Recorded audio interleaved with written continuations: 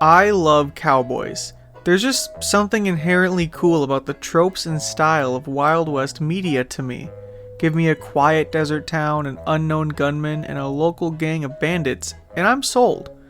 If you've seen my channel, you'll know that I also love video games. Like, a lot. So if you put two and two together, you'd be right to assume that I enjoy some Wild West video games. And no video games sell the vibe of the Wild West better than the Red Dead Redemption series.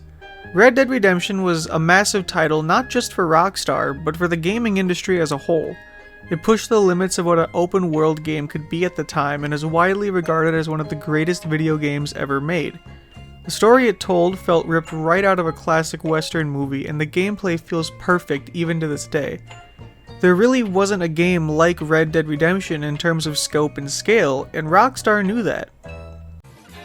You wanna see me do it again? Upon the release of Red Dead Redemption 2, Rockstar did everything they had just done with the first game, but again.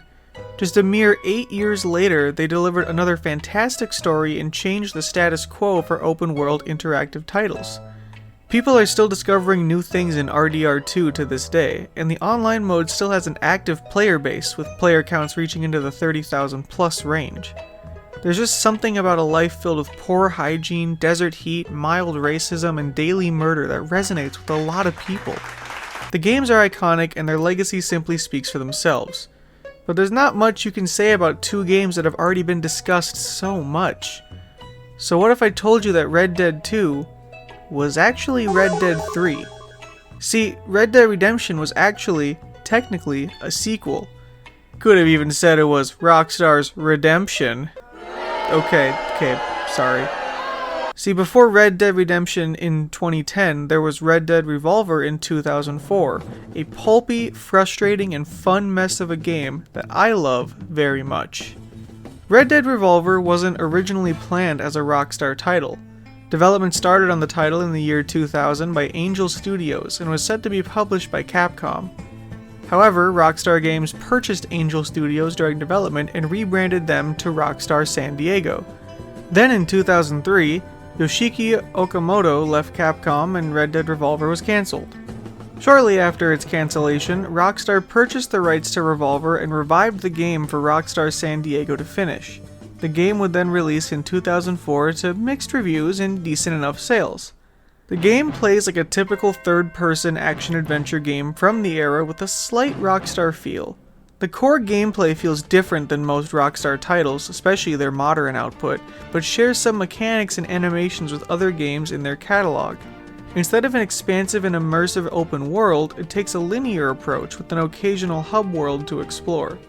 There's also a multiplayer mode that allows you to have some rootin' tootin' cowboy shootin' fun with up to 4 players.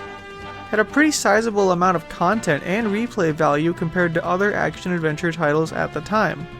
What really kept me playing, however, was, for lack of a better term, the vibes. The overall tone of the game is deliciously pulpy. While the Redemption titles tend to lean more towards realism and seriousness, Revolver isn't concerned with all that. The character designs and models are very stylized, giving this game a distinct look.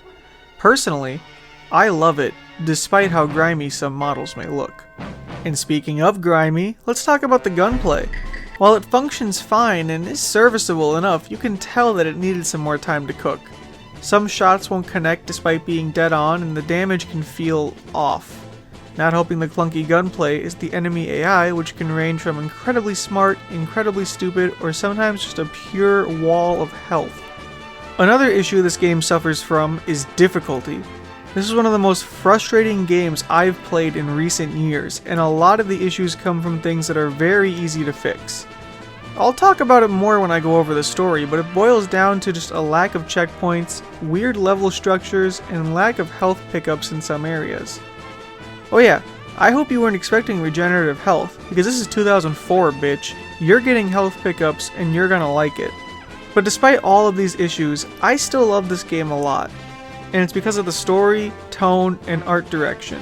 And there's no better way to sing its praises, and also further explain some of my gripes, than to just get into the story of the game.